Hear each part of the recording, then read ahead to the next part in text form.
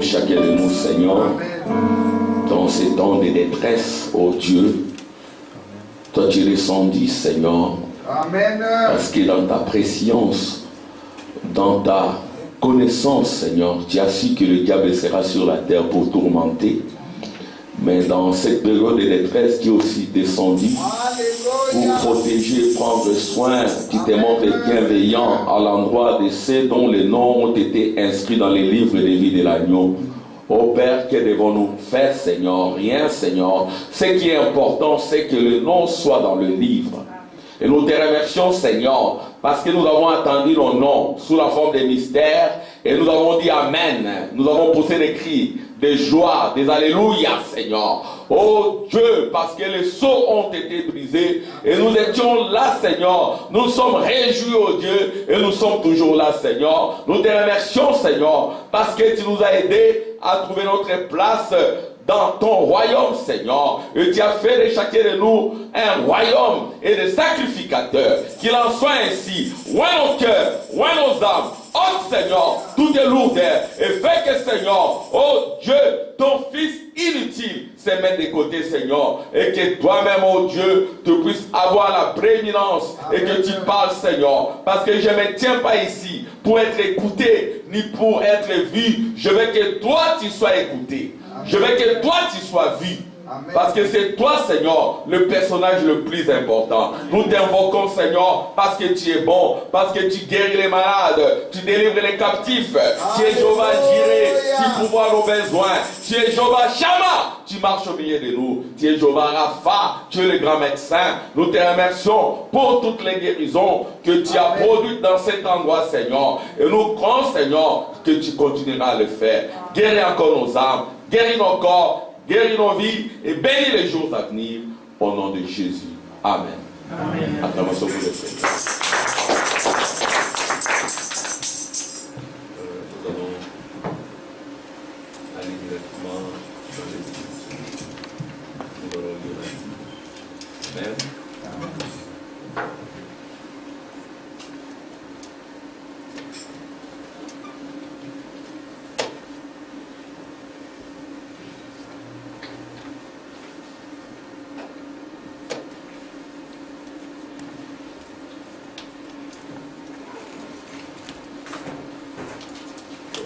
Apocalypse, chapitre 5.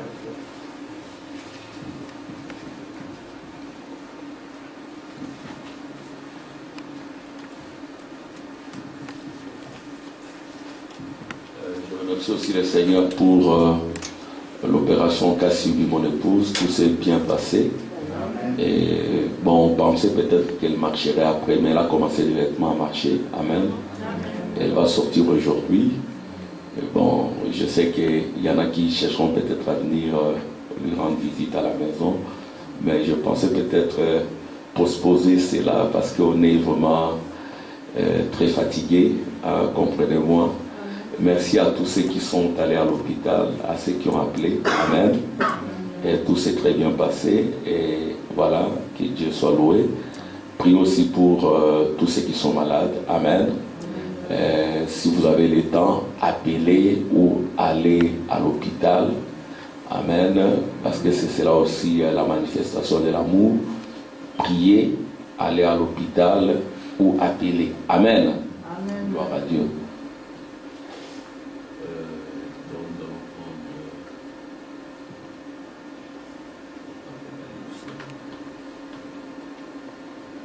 Amen. On va lire. Ça apparaît. Et je vis dans la droite de celui qui était assis sur le trône un livre écrit au-dedans et sur les revers scellé de 7 sceaux. Et je vis un ange puissant proclamant à haute voix qui est digne d'ouvrir le livre et d'en rompre les sceaux. Et personne ni dans le ciel, ni sur la terre, ni au-dessous de la terre ne pouvait ouvrir le livre ni les regarder. Et moi je pleurais fort parce que nul n'était trouvé digne d'ouvrir le livre ni de les regarder. Et l'un des anciens me dit, ne pleure pas, voici le lion qui est de la tribu de Juda, la racine de David, a vaincu pour ouvrir les livres et ses 7 sceaux. Et je vis au milieu du trône et des 4 animaux, et au milieu des anciens, un agneau qui se tenait là, comme immolé, ayant 7 cornes et 7 yeux, qui sont les 7 esprits de Dieu envoyés sur toute la terre. Il vint et prit les livres de la main droite de celui qui était assis sur le trône. Et lorsqu'il eut pris le livre, les 4 animaux et les 24 anciens tombèrent sur leur face devant l'agneau, ayant chacun une harpe de coupes d'or pleines de parfums, qui sont les prières des saints. Et ils chantaient un cantique nouveau, disant: Tu es digne de prendre le livre et d'en ouvrir les sceaux, car tu as été immolé et tu as acheté pour Dieu par ton sang de toute tribu et langue et peuple et nation. Et tu les as fait rois et sacrificateurs pour notre Dieu, et ils régneront sur la terre. Seigneur, ajoute ton onction, ton feu à la lecture de cette parole. Sois parmi nous, au nom de Jésus-Christ. Amen. Amen. Gloire à Dieu, qu'il nous bénisse. Amen. Amen. Nous sommes toujours dans notre sujet sur l'église Agapé, dans la rédemption ou dans le plan de la rédemption. Et voilà, comme je le dis toujours, peut-être aujourd'hui je mettrai un point virgule ou une virgule pour que le frère Tim continue. Amen. Et nous vous demanderons de prier pour l'église, de prier pour lui, de prier pour chacun de nous. Amen. Et vous aussi, quand vous recevez ces messages, allez sonder, allez faire des recherches, allez lire la Bible, les brochures. Frère Branham dit un chrétien, pour qu'il puisse avancer dans la spiritualité. La spiritualité, c'est quoi? C'est la puissance. Voyez-vous, donc vous voulez croître dans la puissance, parce qu'un chrétien, il doit être un Goël. Nous avons parlé de la foi passée des Goël. Goël signifie l'homme qui a la puissance, l'homme qui a la force, l'homme qui peut racheter, alléluia, l'homme qui peut ramener, c'est ça Goël. C'est celui qui est revêtu de la puissance, c'est-à-dire la puissance doit être notre vêtement. Et la puissance, c'est les lions. Amen. Donc la puissance, la toute puissance, c'est les lions, et Jésus est le lion de la tribu de Juda. Et son épouse, qui est l'épouse des nations, mariée à Jésus, est aussi la lionne. Amen. Et vous savez, frère Branham aimait dire que la nature, c'est une Bible imbattable. Et les lions est souvent dans les repos, c'est la lionne qui chasse. Voyez-vous? Et les lions, c'est Christ qui se repose en nous. Alléluia! Et quand Christ vient te reposer en toi, et tu ne vas pas dire, voilà, moi je suis aussi dans les repos, comme nous avions lu la fois passée l'écriture de Josué, où l'ange qui était descendu avait donné des recommandations à Josué, lui disant de dire à certaines tribus, les tribus qui avaient déjà reçu leur portion de terre, avant de traverser le Jourdain, il était question des tribus des Rubens, des Gad et des Manassé. Et la voix leur a dit, même si vous avez reçu votre héritage, même si vous avez reçu votre repos, vous devez traverser avec les autres pour aider les autres tribus à avoir aussi leur territoire. Vous passerez même devant eux. C'est ça le christianisme. Amen. Si vous avez les salis, qu'en est-il des autres? Amen. Si vous avez les repos, qu'en est-il des autres? Amen. Et la voix leur a dit, vos enfants, vos familles vont bien sûr rester sur les territoires, mais vous les vaillants guerriers, vous les armés, vous devez passer devant. Amen. Devant les autres. Donc ils pouvaient dire, voilà, mais moi j'ai déjà ma portion de terre, moi j'ai déjà le Saint-Esprit, moi je crois déjà le message, que les autres se débrouillent. Voyez-vous? Dans le christianisme, il est question de l'amour agapé. Et l'amour agapé, c'est l'amour inconditionnel. C'est-à-dire que quand nous vous aimons, ce n'est pas que nous nous attendons à quelque chose. Non. Alléluia. Vous le faites parce que c'est une recommandation de l'Éternel. Nous venons ici, nous nous tenons là, prêchant la parole. Nous venons ici parce que c'est une recommandation de l'Éternel. Parce que nous devons aussi aider les autres. Alléluia. Amen. Qu'en est-il des autres? Parce que nous avons le sang de Christ entre nos mains, la parole de Dieu. Voyez-vous? Donc, voilà, nous voyons cela. Un chrétien, il doit avoir de la puissance. Et la puissance vient comment? Par le Saint-Esprit. Et le Saint-Esprit vient comment? Par l'obéissance. Vous obéissez à la parole de Dieu, vous aurez la puissance. Voyez-vous? Et Jésus avait dit aux disciples, ne sortez pas de la ville jusqu'à ce que vous serez revêtus de la puissance d'en haut. Et la puissance d'en haut, c'est le Saint-Esprit. Et la question fondamentale du christianisme, c'est de savoir si vous avez reçu déjà cette puissance-là, le Saint-Esprit, depuis que vous avez cru. Depuis que vous êtes venu au message, avez-vous reçu la puissance d'en haut? Amen. Amen. Ça c'est très fondamental, la puissance d'en haut, parce qu'à un moment donné, nous avons remarqué qu'on a enlevé cette question. La question qui revient le plus, c'est tu es de quelle église? Qui est ton pasteur? Dans le premier temps du christianisme, on ne posait pas ces questions-là. La question c'était de savoir si vous êtes né de nouveau. Amen. Si vous avez reçu le Saint-Esprit, parce que si vous avez le Saint-Esprit vous conduira dans toute la vérité. Vous connaîtrez la vérité vous affranchira, la vérité vous sanctifiera. Quand le Christ est en vous, vous êtes comme la colombe. Vous avez l'onction en vous. Amen. La colombe a de l'huile en elle et se lave avec cette huile-là. Quand elle devient sale, cette huile-là sort, ça la lave. Amen. Donc, les chrétiens doivent avoir la puissance et les chrétiens doivent aussi être un homme de sacrifice. Amen. Les sacrifices, c'est l'esprit du veau.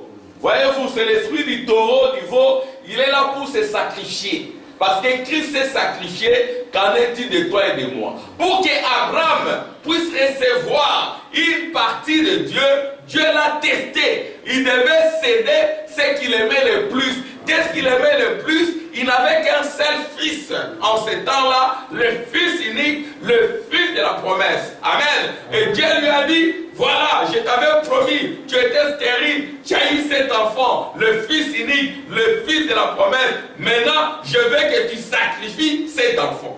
Alléluia. Amen. Et Abraham n'a pas hésité. Abraham a amené cet enfant-là sur la montagne. Et puis, il voulait les sacrifier. Il a pris les couteaux. Amen. Et l'enfant pouvait dire, mais papa, nous voyons, tu as le bois.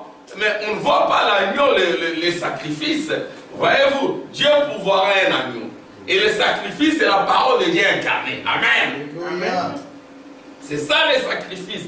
C'est ça l'agneau, la parole de Dieu incarnée. Voyez-vous, et il a amené l'enfant sur la montagne, l'enfant qu'il aimait le plus. Il était sur le point de le sacrifier. Dieu s'écrit disant, je vois maintenant que tu m'aimes, que tu es un vrai ami pour moi. Et Dieu a prouvé un agneau. Amen. Et c'est comme cela qu'Abraham a reçu le sceau de la circoncision. Alléluia. Quand frère Branham le dit, Dieu nous teste. Dieu doit tester notre amour. Ce que vous aimez le plus là, peut-être c'est le sommeil. Amen. Il faut le sacrifier au Seigneur. Amen. C'est pour cela que Dieu te donnera son esprit. Amen. Votre argent. Qu'est-ce que vous faites de votre argent? Amen. Amen. Moi aussi, qu'est-ce que je fais de mon argent? Quand on me paye, j'enlève la part de Dieu. Amen. Amen. Moi-même, je travaille. Quand on me paye à la fin du mois, je paye la dîme. Quand j'étais au CPAS, je payais la dîme. C'est le sacrifice. Quand j'étais au chômage, je payais la dîme. Quand je travaille, je paye la dîme. Alléluia. Voyez ici, il est dit, il a fait deux. Je suis toujours dans le livre de la rédemption. Il est dit, il a fait d'eux un royaume des sacrificateurs, des royaumes et des sacrificateurs. Regardez. Voilà. Tu les as fait rois et sacrificateurs pour notre Dieu. Donc Dieu fait de chacun de vous des rois et des sacrificateurs. Des royaumes et des sacrificateurs. Alors les royaumes de Dieu, il est caractérisé par les 4 animaux, mais dans d'autres traductions, on parle d'êtres vivants.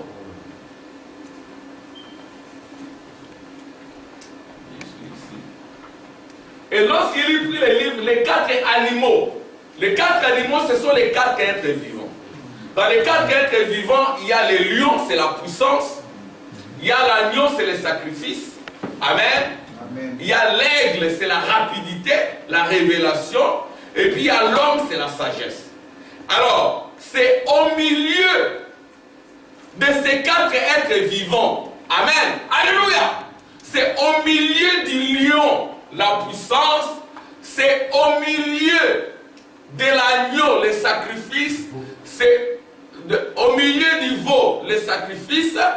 Au milieu de l'homme, la sagesse. Au milieu de l'aigle, la révélation, la rapidité. Que la voix a retenti. Amen. Amen. Que le lion a vaincu. Dans d'autres traductions, il est dit, le lion a prévalu. C'est-à-dire que le lion a combattu et il a vaincu et il est digne. C'est au milieu de ces 4 êtres vivants que la voix dit aussi que vous êtes digne. Alléluia. Amen. La dignité vient au milieu du trône. Pour que vous soyez trouvés dignes, vous devez être un royaume, un trône, un sacrificateur et un roi. Amen. Amen.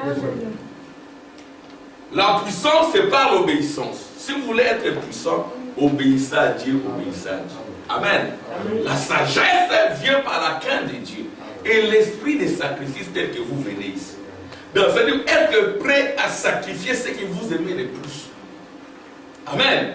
Comme je disais à quelqu'un, même si tu fais un travail de 100 euros, tu enlèves juste le 10e 10 euros. N'ayez pas honte. Amen. N'ayez pas honte. N'ayez pas honte. La veuve l'avait donné peu. Amen. Nous devons le dire. Frère Branham dit, si je ne le dis pas aux gens, les gens ne seront pas bénis. Parce que quand nous venons ici, il y a de la lumière, mais nous payons ça. Amen. Amen. Nous payons. Nous payons ces bâtiments locaux, nous payons. Amen. Alors, ceux qui payent, ils soutiennent l'œuvre. C'est le sacrifice. Amen. Mais là, quand vous ne payez pas, vous vous asseyez là, vous bénéficiez des autres. Amen. Amen. Vous bénéficiez des autres. Voyez-vous, c'est comme le mur de lamentation qui ne s'est pas écoulé. Là-bas, c'était l'argent des pauvres. Nous ne pouvons pas dire que nous sommes riches, nous sommes des étrangers. Amen. Mais ce que nous faisons déjà ici, c'est beaucoup. Mais nous devons faire davantage. Amen. Amen. C'est ça l'esprit des sacrifices. Alors la voix qui a retenti, vous êtes dignes. L'agneau est digne, c'est sorti au milieu du trône. Amen. C'est sorti au milieu du trône. Et tout cela, c'est nécessaire pour l'adoration. Alors, qu'est-ce que le diable fera? Il viendra enlever votre esprit de sacrifice. Quand c'est mercredi, vendredi, dimanche, vous restez à la maison sous la couverture. C'est que votre trône n'est pas protégé par les sacrifices à l'ouest. Amen. Amen. Vous pouvez peut-être avoir la puissance, mais s'il n'y a pas de sacrifice, ça ne marchera jamais. Amen. Amen. Alors, je vais relire un peu la Bible. Et lorsqu'il eut pris les livres, les 4 animaux. Donc les 4 animaux ici, ce sont les 4 êtres vivants. Hein, ma soeur, que Dieu vous bénisse. Vous appelez comment? Ma soeur? Vous appelez comment, oui? Mettez-vous debout. Christiane? Ah, vous êtes la bienvenue. C'est la première fois que vous veniez ou vous êtes déjà venu? La première fois. Parce que la sœur Manuela avait amené aussi une de ses amies. Voilà aussi un exemple. Amener les autres. Amen. Amen. Inviter les autres. Amen. c'est ce que nous devons faire. Amener les autres, inviter les autres. Amen. Hein? Amen. Donc nous sommes des croyants, des chrétiens. Amen. Et nous avons été baptisés au nom du Seigneur Jésus-Christ. Nous aimons le Seigneur Jésus. Amen. Et nous croyons aussi que dans ces temps de la fin, Dieu nous a envoyé un serviteur avec un ministère prophétique, c'est frère Branham. Nous ne l'adorons pas. Amen. Nous ne pouvons pas l'adorer, mais nous croyons que Dieu a utilisé cet homme pour que nous puissions connaître la vérité au temps de la fin. Amen. Et la vérité au temps de la fin est contenue dans les livres des sceaux. Alléluia. Et les livres des sceaux, c'est les livres dont on parle dans Apocalypse chapitre 5. Le livre d'Apocalypse chapitre 5, c'est un livre. Vous remarquez que nous on insiste beaucoup sur l'Apocalypse parce que l'Apocalypse c'est le livre de la révélation, c'est le livre du temps de la fin. Amen. Alors maintenant, pour nous situer, essayez de capter ce que nous pouvons dire. Si vous avez des questions, vous pourrez poser à la fin. Amen. Donc nous sommes, pour ceux qui sont avec nous depuis longtemps, nous sommes dans Apocalypse chapitre 5. Amen. Amen. Alléluia. Et dans Apocalypse chapitre 5, c'est là où il y a l'agneau rédempteur. C'est l'appel aux parents rédempteurs. L'appel aux parents rédempteurs. Qui est digne de prendre les livres et d'en briser le sceau. Jean a commencé à pleurer. Parce que personne ne fut trouvé digne de prendre ces livres et d'en briser le sceau. Personne. Personne ne put trouver digne même de regarder ces livres. Mais les anges étaient là aussi. Amen. Les anges sont dignes. Mais même eux, ils étaient indignes. Amen. Parce que pour être digne, il fallait être un rédempteur. Amen. Et un rédempteur, c'est celui qui est proche de l'homme. Amen. C'est quelqu'un qui peut ressentir vos douleurs, vos maladies, vos problèmes de factures impayées, vos problèmes de séjour, vos problèmes d'un étranger et vos problèmes de chômage. Il faut qu'il y ait quelqu'un qui puisse les sentir. Amen. Il faut qu'il y ait quelqu'un qui puisse les sentir, mais un esprit ne peut pas sentir cela. Amen. Amen. Les anges n'étaient pas dignes. Même l'ange puissant Michael n'était pas digne. Parce que c'est un ange.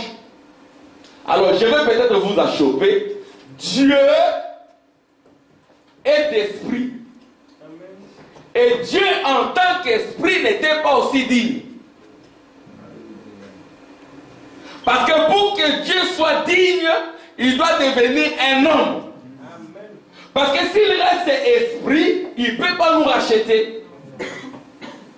C'est ainsi que Dieu devait devenir un homme, un proche parent, pour pouvoir ramener l'homme. Alléluia. Nous allons lire cela. Dieu ne pouvait pas. Ne pouvait pas. Alors pour que Dieu puisse le faire, il devait devenir un homme. Et en devenant un homme, il est devenu un proche parent. C'est ainsi que le prophète dira, Dieu a pourvu au Rédempteur en devenant Emmanuel. Amen. Bon, nous allons lire cela. Nous allons lire les prophètes. Même Dieu ne pouvait pas. Pour que Dieu fasse quelque chose, il doit être un proche parent. S'il descend tel qu'il est, les gens auront peur. Il a fait en Éden, il est descendu en Éden. Adam était pécheur. Adam avait péché. Il s'est habillé de feuilles de figuier. Dieu est descendu, il commença à chercher Adam et Ève. Où êtes-vous? Adam, où es-tu? Adam, où es-tu? Adam a fui. Adam s'est caché. Amen. Mais qu'est-ce que Dieu a fait? Il a pris un agneau, il lui a enlevé la peau. Amen. Il faut qu'il y ait un agneau. L'agneau, c'est le Rédempteur. Amen. Mais l'agneau là, ce n'est pas un animal. Parce qu'il est dit, il a pris les livres de la main droite de celui qui était assis sur le trône. C'est que c'était un homme. Amen. Amen. Amen. Cet agneau là, ce n'est pas un animal, c'est un homme. Parce qu'un animal n'a pas la main droite. Et la main droite de Dieu, c'est la puissance. Amen. Nous sommes des mains gauches. Amen. Il ne faut jamais dire à frère X, c'est mon bras droit. Non, n'ayez jamais des bras droits. Amen. Amen. Votre bras droit, c'est Christ qui est la puissance. Alléluia. N'ayez jamais des bras droits. Nous sommes des bras gauches. Amen. Et la puissance, ça vient de Dieu. Puisse Dieu être notre bras droit. Amen. Le bras droit, c'est la puissance de Dieu. Bon. Maintenant, nous allons lire ce que dit le prophète à propos de la rédemption. Je vais essayer de beaucoup lire aujourd'hui comme c'est. Frère Tim, aujourd'hui c'est mon dernier jour. Bon. L'église d'Agapé dans le livre de la rédemption. Ça apparaît, oui. Donc, vous pouvez aller lire Apocalypse chapitre 5. Allez aussi lire Ruth 4. Amen. Dans Ruth 4, il est parlé.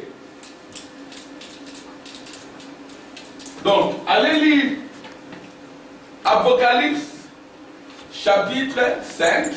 Alors, il faut retenir qu'Apocalypse chapitre 5, ça vient après Apocalypse 4.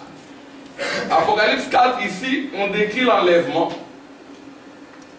Et l'enlèvement qui est décrit ici, amen, c'est les raptures. Donc, alléluia, quand l'appel aux parents rédempteurs est fait, frère Branham me dit que l'église, quand je le dis en français, ça ne tient pas. Pourvu que les gens me comprennent. Amen. Mais je vais le dire en franglais. Hein, je vais mélanger le français et l'anglais. Frère Branham dit ici que quand Apocalypse chapitre 5 s'accomplit, ici l'église est rapturée. Amen. L'église est dans les raptures. L'église n'est pas dans les quotables ici. Amen. Amen. Nous avons dit que les quotables c'est une fausse prophétie. Alléluia. Amen. Donc, ici dans Apocalypse chapitre 4, l'église est rapturée. Maintenant, ici Apocalypse, bon, je vais écrire ça correctement. Apocalypse.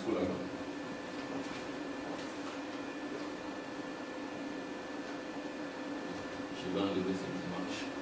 C'est la technologie, excusez-moi. Apocalypse, chapitre 5, parents rédempteurs.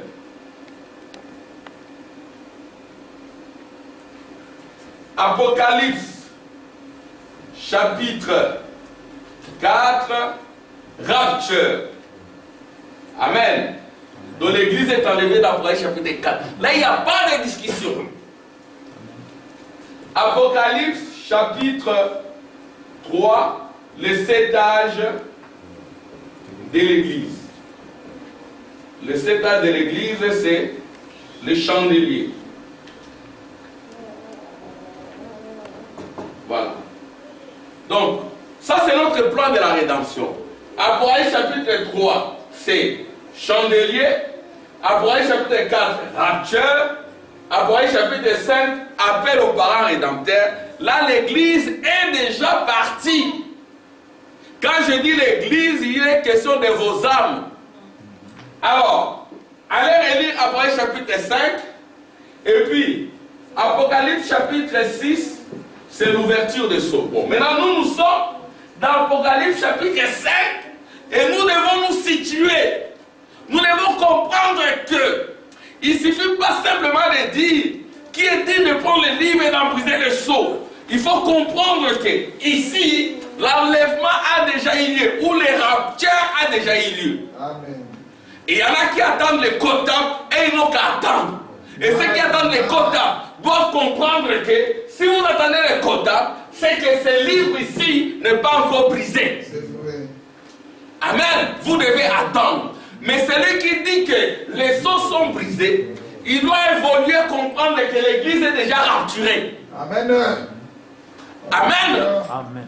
Et quand nous prenons le type de la Bible, parce que frère Branham c'était un typologue, quand Quand nous allons dans les livres des rites, j'efface tout ça. Quand nous allons dans les livres des rites,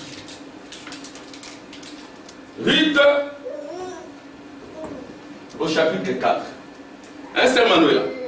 Quand nous parlons du livre de la rédemption, c'est que le rapture a déjà eu lieu. Le français, c'est une langue esclave. C'est une langue esclave. Donc, le rapture a déjà eu lieu. Hein, c'est Lina. Le rapture là, c'est que le Saint-Esprit entre dans ton âme. Quand il reçoit le Saint-Esprit, sœur Manuela, quand il reçoit le Saint-Esprit, sœur Linda, quand il reçoit le Saint-Esprit, sœur Cindy, ton âme est enlevée. Amen. Amen. C'est pour ça que nous insistons sur le Saint-Esprit vraiment. Le Saint-Esprit, c'est le royaume. Alléluia. Quand vous recevez le Saint-Esprit, vous avez la puissance. Vous devenez le trône de Dieu. La parole de Dieu incarnée, c'est ça. Alors maintenant, regardez la rite. Dans rite, il est parlé de deux personnes. Mais dans les nouvelles Bibles, on n'en parle pas avec précision. Dans les anciennes Bibles, quand vous les consultez, vous verrez qu'il est parlé de Goël et de Boz. Bon, moi je dis Boz. Il y en a qui disent Boaz. Moi je dis Boz. Goël et Boz. Alors, ce sont les deux là. Alors maintenant, Boz ne devait pas racheter. Celui qui devait racheter, c'était Goël. Celui qui avait les titres. Pardon? Celui qui avait les titres de rédemption. Alléluia. Bon, nous allons lire cela pour. Je retourne encore dans la Bible. Amen. Allons dans Rite 4. Vous verrez que tout est tracé dans la Bible. Et je vais même lire aussi l'écriture sur. Je vais lire. Rite 4. Amen. Rite 4. Ça apparaît? Ça va? Ça apparaît bizarrement, je sais pas. Bon, ça va. Bon, ça va. On se contente de ça pour ne pas trop sentir. Rite.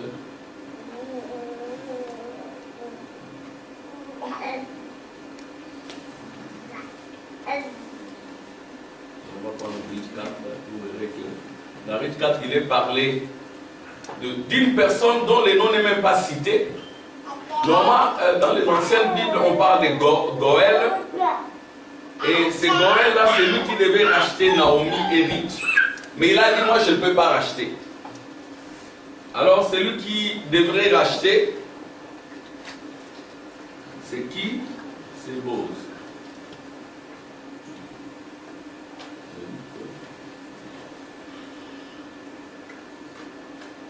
Amen. Boz monta à la porte de la ville et s'y arrêta. Vous êtes avec moi? Amen. Boz monta à la porte de la ville et s'y arrêta. Or, celui qui avait droit de rachat et dont Boz avait parlé vint à passer. Donc, il y avait quelqu'un qui devait racheter. Et dans les anciennes traductions, il est parlé de Goël qui devait racheter. Mais ici, on ne cite même pas son nom. Mais le prophète nous dit que c'était Goël. Alors maintenant, ce titre-là de Goël est passé à Boaz. Maintenant, Boaz est devenu Goël. Il a acquis le titre de rédemption. Il pouvait maintenant racheter. Écoutez maintenant. Or, celui qui avait droit de rachat et dont Boaz avait parlé vint à passer. Boaz lui dit, approche-toi et assis-toi. Ici, toi, un tel. Voyez, ici, la Bible dit, toi, un tel. Mais le prophète, avec l'intelligence, il dit, le tel là, c'est Goël. Alléluia. Amen. Le tel là, c'est Goël, mais il a abandonné son titre à une autre personne. Approche-toi ici, assis-toi, ici, toi, un tel. Il s'approcha et s'assit. Boz prit alors 10 hommes parmi les anciens de la ville et dit, asseyez-vous ici. Ils s'assirent. Puis il dit à celui qui avait le droit de rachat, donc il dit à Goël, Naomi est revenue du pays de Moab et elle vend la parcelle de terre qui appartenait à notre frère Elimelech. Je crie de voir t'en informer et te dire, fais-en l'acquisition devant les habitants de la ville et les anciens de mon peuple. Si tu veux la racheter, rachète-la, mais si tu ne veux pas déclarer, déclare-le-moi, afin que je le sache. En effet, il n'y a personne avant toi. Amen. Il n'y avait personne avant lui. Lui, il était le premier. Boz est venu après. En effet, il n'y a personne avant toi qui ait le droit de rachat. Et je l'ai après toi. Donc celui-là, il était l'aîné. C'est lui qui devait racheter Naomi. Et quand vous rachetez Naomi, Israël, vous avez aussi Ruth. Ruth ne peut pas déjà être rachetée. Vous ne pouvez pas dire que Ruth est l'épouse et Naomi attend. Non. C'est ça le mystère de la rédemption aujourd'hui. Israël, c'est Naomi. Ruth, c'est toi et moi l'épouse. Si nous sommes l'épouse, c'est que Naomi est déjà rachetée. Amen. C'est ce que cette rédemption ici, c'est pour Israël et l'épouse. Mais l'épouse est déjà enlevée. Amen. Alors, celui qui rachète Naomi, automatiquement, il rachète aussi Ruth. Mais Ruth, c'est toi et moi, c'est l'épouse. Comment êtes-vous devenu l'épouse avant qu'Israël ne soit racheté? C'est ça la question qu'on doit poser aux gens. Amen. Parce que si nous sommes l'épouse déjà mariée, à Boz, le parent rédempteur, c'est qu'Israël est déjà racheté. Vous ne pouvez pas dire qu'Israël attend, alléluia, alors que l'épouse est déjà mariée. Amen.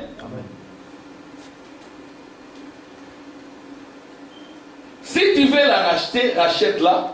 Mais si tu ne veux pas, déclare-le-moi, afin que je le sache. En effet, il n'y a personne avant toi qui ait le droit de rachat, et je l'ai après toi. Il répondit, je la racheterai. Et Boz lui dit, le jour où tu achèteras le champ à Naomi, tu l'acquerras aussi de Ruth la Moabite, la femme du défunt, et tu devras maintenir le nom du défunt sur son héritage. C'est-à-dire qu'on lui a donné une condition. Si tu prends Naomi, tu dois aussi prendre Ruth. Et la même chose se répète. Si nous sommes mariés à Jésus-Christ, c'est qu'Israël a déjà reçu sa rédemption. Les nations se disloquent, Israël se réveille. Amen. Gloire à Dieu. Celui qui avait les droits de rachat répondit, je ne peux pas exercer ces droits de rachat pour mon compte, sinon je détruirai mon héritage. Prends pour toi mon droit de rachat, car je ne peux pas l'exercer. Il a abandonné son droit de rachat, c'est ainsi que Boz est devenu rédempteur. Amen. Gloire à Dieu. Bon, maintenant, je vais aussi lire quand même une autre histoire qui parle aussi de la rédemption. Genèse 38. Là, il est parlé de... Bon, vous pourrez relire ça vous-même. Là, il est parlé de Tamar, la femme de Juda. Tamar, la femme de Juda, a eu 2 enfants, Péret et Zara. Et c'était des jumeaux. Et quand les jumeaux, il y a d'abord l'aîné qui devait... Il y a un à qui on avait rattaché le fil cramoisi. C'est lui qui devait sortir Zara, qui signifie lumière, mais Péret, la brèche, est sortie avant Zara. Et la sage-femme dira, mais tu m'as fait une brèche. Jésus a fait une brèche. Amen. Pour dire que c'est Zara, le deuxième, qui apportera la rédemption Parce que c'est lui qui a le fil cramoisi.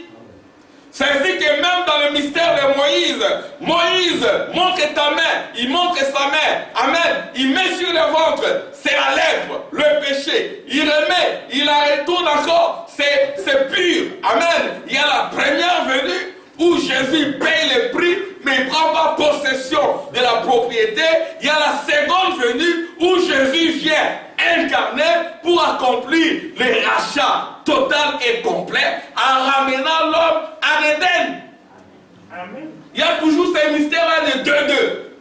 Amen. Il y a eu Goël qui devait le faire, mais il ne l'a pas fait. Et le titre de Goël est allé à Bose. Il y a Péret et Zara. Péret est sorti. Amen. C'est lui qui a fait la postérité de Juda. Amen. Mais cette postérité de Juda Israël a tué le fils. Le sang. Mais il y a aussi Zara qui viendra avec le fil cramoisi. Amen. J'aimerais quand même lire ça. Gloire à Dieu.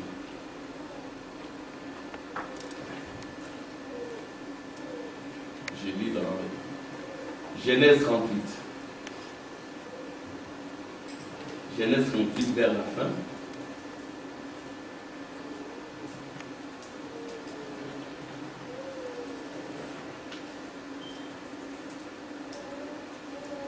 Genèse 38, verset 27.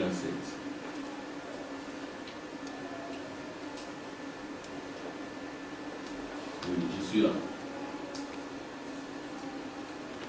Quand c'est fut pour elle, c'est Tamar. Tamar a commis adultère. En fait, elle a commis impudicité, mais avec son propre beau-père, c'est Juda. C'est bizarre.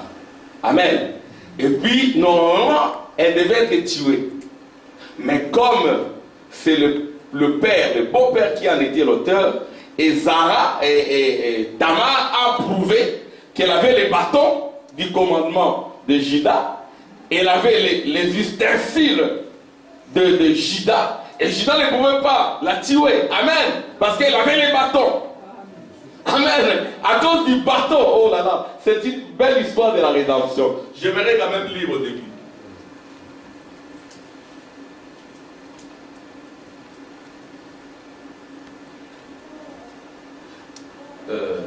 Environ 3 mois plus tard, suivez très bien, environ 3 mois plus tard, on vint annoncer à Juda, Jésus est de la lignée de Juda. Ta belle-fille Tamar s'est prostituée et la voilà même enceinte à la suite de sa prostitution. Juda dit, faites-la sortir et qu'elle soit brûlée. Nous étions des pécheurs, nous méritions la mort. Amen. Mais nous devons avoir la preuve du salut. La preuve de notre salut, sont les ustensiles du roi. Comme on l'a menée dehors, elle fit dire à son beau-père, c'est de l'homme à qui ces objets appartiennent que je suis enceinte. Amen. Elle ajouta, reconnais donc à qui appartient ces sceaux, le Saint-Esprit. Amen. Si Dieu voit son sang en toi, il ne peut pas te tuer. Reconnais donc à qui appartient ces sceaux, ces cordons et ces bâtons. Or, ces sceaux, ces cordons et ces bâtons appartenaient à Juda. C'est Juda qui est allé commettre péché quelque part, parce que déjà dès le départ, il était un malin. Il ne voulait pas donner à cette femme son mari. Alors, la femme aussi a agi en stratège, et puis elle a obtenu la sémence de Juda, son propre beau-père. C'était condamnable, mais c'était une courageuse. C'est ainsi que le salut appartient aux violents. Amen. Amen. Le salut appartient aux violents. Comme Zachée, il est monté sur l'arbre, qu'il me voie. Amen. Il faut essayer de faire quelque chose. Quand Dieu voit les désirs dans votre cœur, c'est alors qu'il s'approche de vous. Amen. Gloire à Dieu. Elle ajouta, reconnais donc à qui appartiennent ces sceaux, ces cordons et ces bâtons. Judas le reconnut et dit, elle est moins coupable que moi. Le coupable, comme nous avions eu à le dire, Jésus a pris la place de ta culpabilité à la croix. Et du coup, toi tu es devenu moins coupable que lui. Judas le reconnut et dit, elle est moins coupable que moi, puisque je ne l'ai pas donné à mon fils Sheila. Cependant, il n'eut plus de relations sexuelles avec elle. Quand ce fut pour elle le moment d'accoucher, voici qu'il y avait des jumeaux dans son ventre. Il y a eu des jumeaux. L'histoire de la rédemption, c'est toujours l'histoire des jumeaux. Amen. Pendant l'accouchement, il y en eut un qui présenta la main. La sage-femme l'a pris et y attacha un fil cramoisi en disant, celui-ci soit le premier. Amen. Normalement, c'est celui-là qui devait venir le premier. Souvenez-vous aussi des Rahab la prostituée, fil cramoisi. Ici aussi, on parle de fil cramoisi.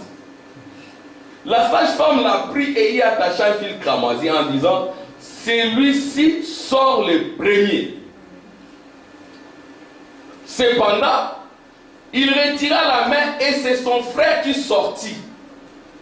Alors la sage-femme dit, telle brèche qui t'est ouverte. Et on l'appela Pérette. Pérette signifie la brèche. Il y a eu une brèche. Amen. Amen. Entre les âges et les sceaux. Il y a eu une brèche. Jésus a fait un travail pour les Juifs et il s'est fait retirer. On l'appela Pérette. Ensuite sortit son frère, celui qui avait la main, le fil cramoisi, on l'appela Zérak. Donc il y a eu Pérette et Zérak. Et c'est Zérak qui avait le fil cramoisi. Amen. Amen. Alors voyons cela avec le prophète. C'est que tout cela signifie. Amen. Je vais juste lire le prophète. Vous verrez que ça se répète aussi au temps de la fin. Nous aurons toujours une première venue et une seconde venue. L'église d'Agapé dans les livres de la rédemption. Écoutez maintenant. La brèche. Amen. La brèche, c'est Pérette. La brèche, paragraphe 44. Maintenant, nous voyons donc que ce livre scellé de 7 sceaux, c'est le mystère de la rédemption. C'est un livre de rédemption qui vient de Dieu. Et ce livre scellé de 7 sceaux, rappelez-vous ici, dans Apocalypse chapitre 5, il était fermé. Et dans Apocalypse chapitre 10, il est ouvert. Parce que jusqu'à ce jour, il y en a qui disent que ce livre-là est toujours fermé. Mais si le prophète dit que dans Apocalypse chapitre 5, il est fermé, mais dans Apocalypse chapitre 10, il est ouvert. Ce livre n'est révélé que lorsque les âges de l'Église et les âges des dénominations sont terminés. Il n'y a plus de temps. Ce ne sont plus les âges des églises, mais l'Église continue. Amen. Quand on dit les âges des églises sont terminés, ça ne signifie pas qu'on doit fermer les églises. Non, les églises doivent continuer parce que nous devons ramener les autres. Sont terminés. Qu'est-ce que ce livre de la rédemption? Ces titres de propriété, ces titres de propriété incontestables. Vous direz incontestable. Incontestable, ça veut dire quoi? Ça veut dire qu'une recherche approfondie a été faite et qu'on est remonté jusqu'à son origine. L'origine, elle est importante. Êtes-vous une pauvre créature du temps ou avez-vous été avec Elohim dès avant la fondation du monde? Pour la rédemption, il faut toujours une recherche pour trouver les véritables parents. Amen. Vous voyez que Boaz, avant même de racheter, il savait qu'il y avait quelqu'un avant lui. C'était Goël. Il a mené des recherches, il a trouvé Goël. Il y avait de l'ordre, il n'y avait pas du désordre. Amen. Amen. Lui-même, il était humble, il savait qu'il y avait un aîné. C'était Goël l'aîné.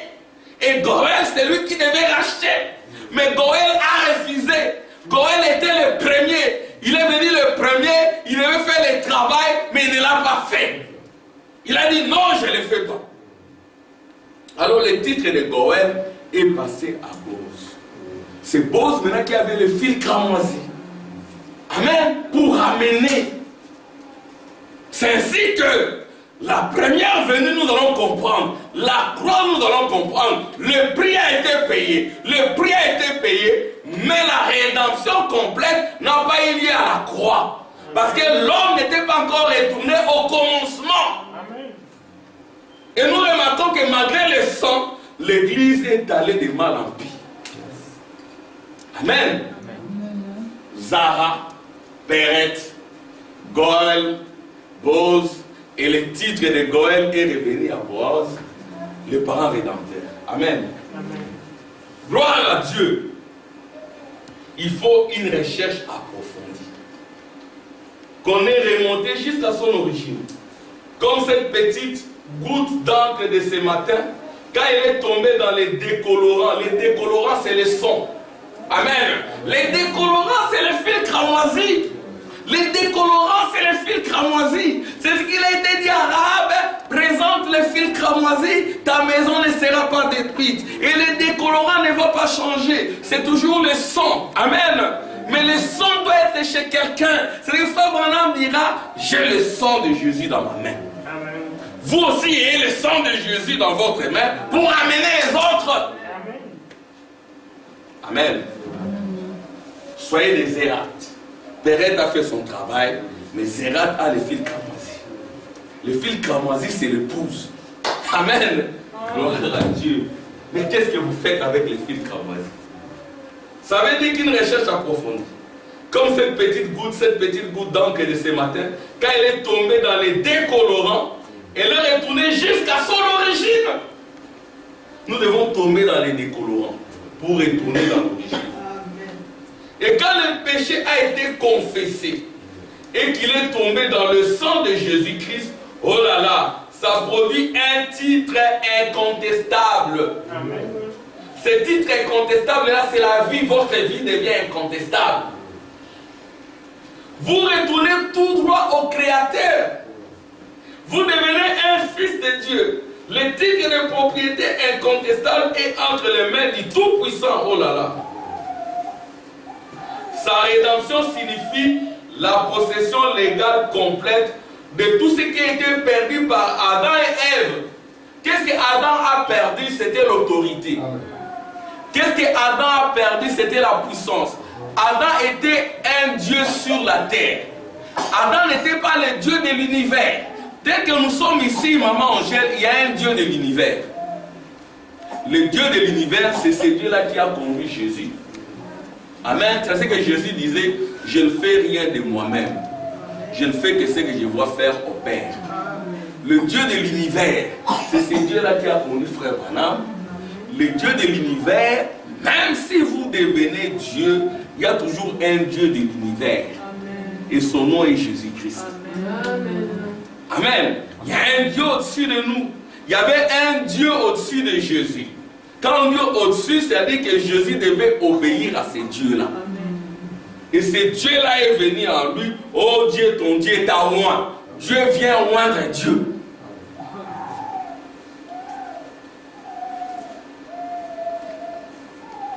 Vous possédez tout ce qu'Adam et Ève ont perdu. C'est-à-dire que vous possédez la puissance pour commander les choses.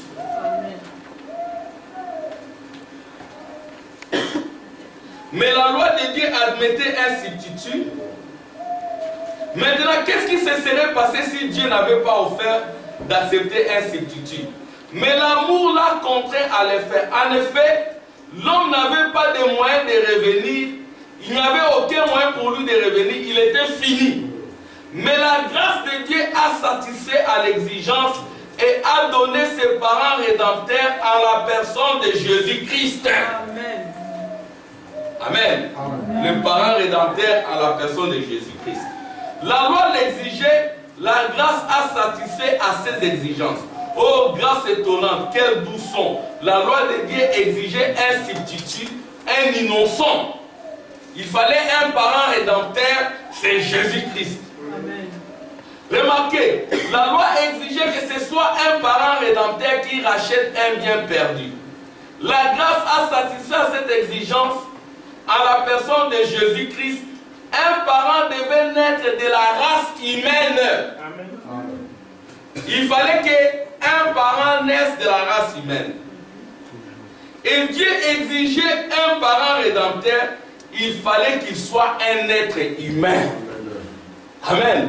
Le parent rédempteur doit être un être humain, pas un esprit. Oh là là, que faire alors? La loi exigeait un parent rédempteur. Il ne pouvait pas prendre un ange. Maintenant, suivez bien. Il ne pouvait pas prendre un ange. Il lui fallait un homme. Amen. Un homme. Parce que nous n'avons aucun lien de parenté avec les anges. Nous sommes parents entre nous. L'ange n'est jamais tombé. Et Dieu n'est jamais tombé.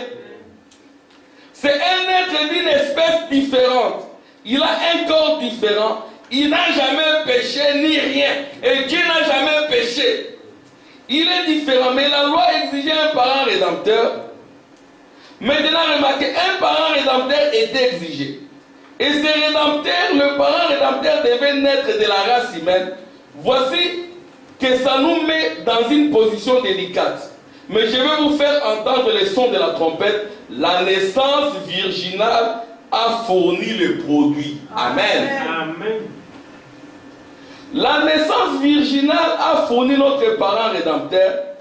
Nul autre que le Dieu Tout-Puissant devenu Emmanuel. Amen. Vous voyez, le Dieu Tout-Puissant devait devenir Emmanuel. S'il ne devient pas Emmanuel, point de rédemption. Emmanuel signifie Dieu parmi nous. La parole de Dieu incarnée. Amen. Nul autre que le Dieu Tout-Puissant devenu Emmanuel, l'un d'entre nous Emmanuel. Le parent rédempteur a été trouvé. Vous voyez de quelle façon Dieu fixe l'exigence. Il n'y a rien que nous puissions faire. Mais alors, la grâce intervient, éclipse cette loi et fournit le produit. Amen. Amen. La grâce a produit la personne de Jésus-Christ. Amen, ma sœur. Amen. Ma sœur, amen. Ici, nous disons des amen. La grâce a produit la personne de Jésus-Christ. Et maintenant, nous voyons que ce livre, Dieu a dressé sa tente de Dieu. Il est devenu homme. Donc, Dieu devait devenir un homme. Sa tente de Dieu, il est devenu homme. Lui qui était le Tout-Puissant, il est devenu un homme, prenant la forme d'un homme, afin de pouvoir mourir pour racheter l'homme. Attendez que nous le voyons quand personne n'est trouvé digne. Dans la Bible, dans le livre de Ruth, c'est ce que je dis là. Vous les lirez, vous allez voir qu'on appelait cette personne les Goël. On l'appelait les Goël, autrement dit, c'était quelqu'un qui pouvait satisfaire aux exigences et les Goël devaient pouvoir le faire.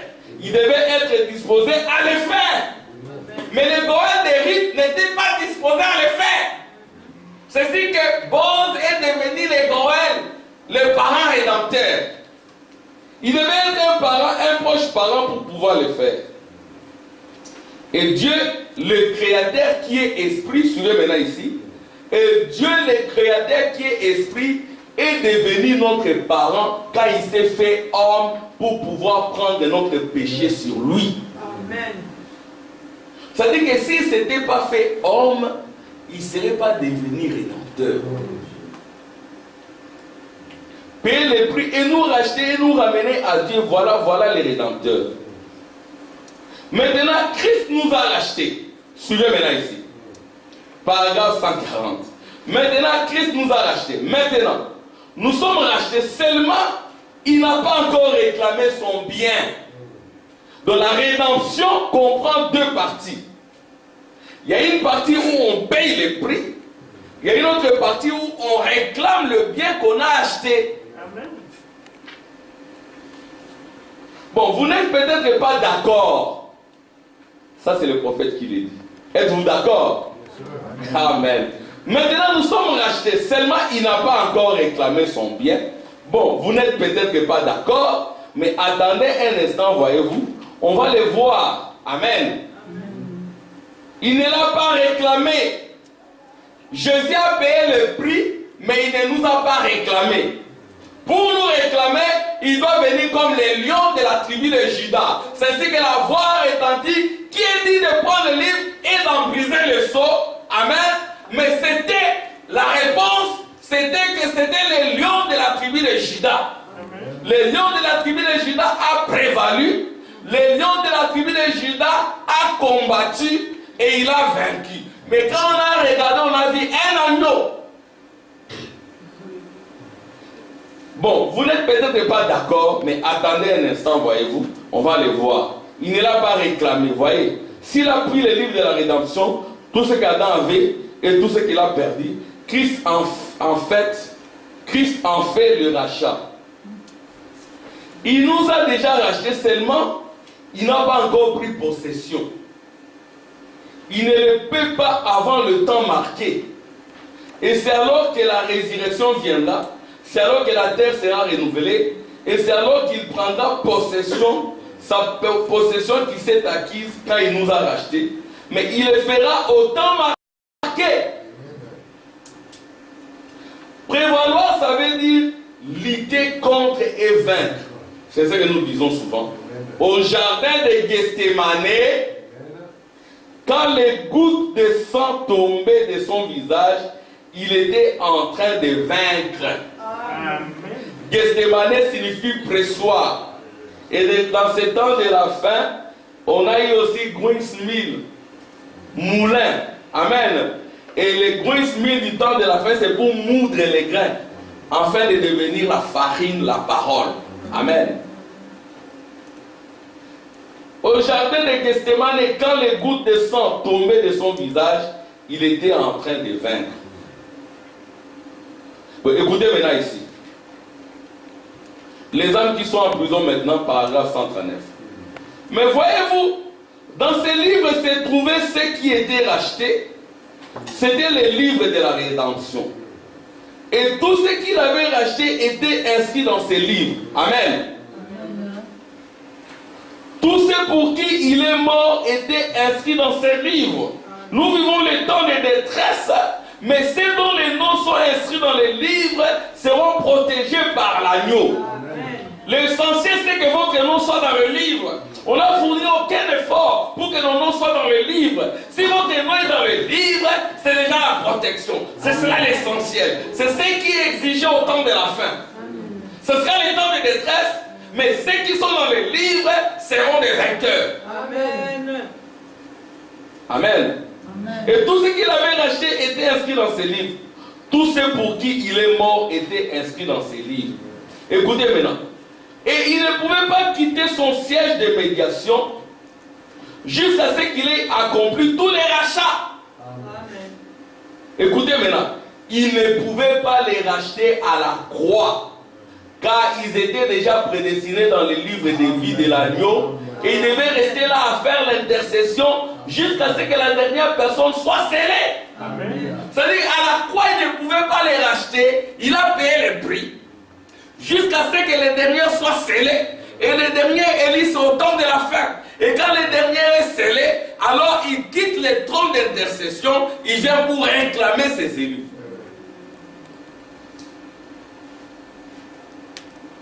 Mais un jour, il s'élèvera de là, s'avança, où étaient les livres.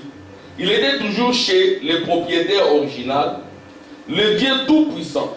Et Jean regarda autour de lui et pleura, parce qu'il n'y avait personne qui était assez digne de regarder les livres, et spécialement d'en ouvrir le sceau, pour révéler ce qu'était le mystère caché.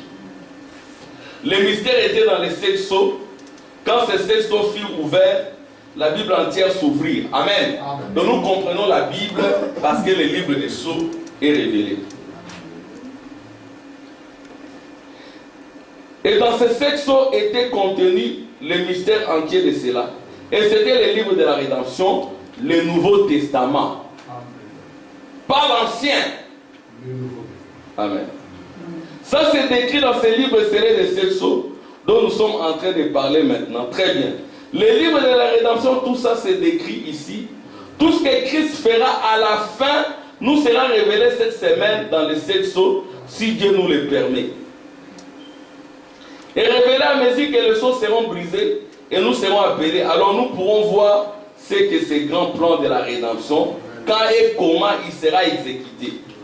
Tout cela est caché dans ce livre des mystères ici. Ce serait fermé par 7 sceaux. Amen. Et nous vous recommandons de prendre ces livres des sceaux et de les lire. De sorte que quand nous en parlons du haut de la chair, ça ne soit pas des sons bizarres. Amen. Donc vous devez vous-même faire des recherches pour la rédemption. Écoutez ici. Parce que quand Christ est sur le trône d'intercession, il est en train d'intercéder. Mais quand le dernier élu entre, il abandonne le trône d'intercession. Il était là avec le son. À un moment donné, le son ne sera plus sur le trône. Le trône va se transformer en trône de jugement. Dans Hébreux 13:10, je n'ai pas le temps de les lire, notez-les. J'avais l'intention de les lire, c'est là, on l'appelle l'alliance perpétuelle. La Bible française traduit Everlasting Covenant, tantôt par alliance éternelle, hébreu tantôt par alliance perpétuelle. Le sang de Jésus-Christ est appelé l'alliance perpétuelle. C'est-à-dire que le sang de Jésus, ce n'est pas une alliance éternelle. À un moment donné, ça va finir. Mais l'épouse aura le sang. Pourquoi n'a pas été appelée une alliance éternelle? Parce qu'elle n'allait pas être éternelle. Une fois que nous serons rachetés, elle sera alors terminée. Donc quand le dernier élu entre, quand le dernier élu est racheté, alors l'alliance de sang s'arrête aussi. Elle dure à perpétuité, ce qui signifie un certain temps, jusqu'à ce qu'il n'y ait plus de temps. Il n'y en aura plus jamais une autre. Quand il n'y aura plus de temps, nous n'aurons plus besoin d'alliance. Il n'y a plus de temps dans Apocalypse chapitre 10 quand l'ange puissant descend. Amen. Maintenant, souvenez-vous, une alliance perpétuelle, la promesse de Dieu scellée par le sang nous a franchi du péché. Amen. Il n'y a aucun péché en lui. Le péché, le moi, la chair. Bon, maintenant, je termine déjà. Je parlais de Péret et de Zérak. C'est Zérak qui a le fil cramoisi. Péret a fait une brèche. Je parlais de Goël et Boz. Et c'est Boz qui fait la rédemption. Alors maintenant, regardez ce que le prophète dit ici. Christ identifié dans tous les âges. S'il est le même hier, aujourd'hui et éternellement, il agira de la même façon. Écoutez maintenant. Il est dans la chair humaine maintenant. Amen. Amen.